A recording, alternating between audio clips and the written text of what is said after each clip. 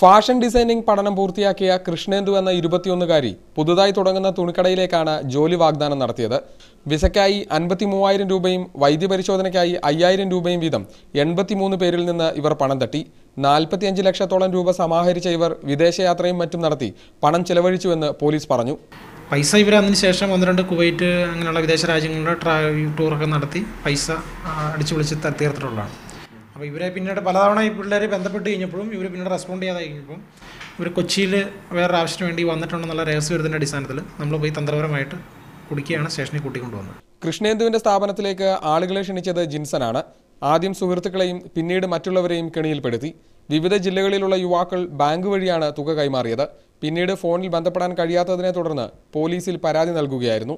21 വയസ്സുള്ള ഒരു പെങ്കൊച്ചിനെ മുന്നിൽ നിർത്തിയിട്ട് വലിയൊരു മാഫിയ തന്നെ ബാംഗ്ലൂർ അവർ കളിച്ചാണ് കളിയാണ് മൊത്തത്തിൽ ഞങ്ങൾ ചീറ്റിങ്ങിൽ പെട്ടത്. പ്രതികളെ മജിസ്ട്രേറ്റിന് മുന്നിൽ ഹാജരാക്കിയ ശേഷം റിമാൻഡ് ചെയ്തു. മീഡിയ 1 കൊച്ചി.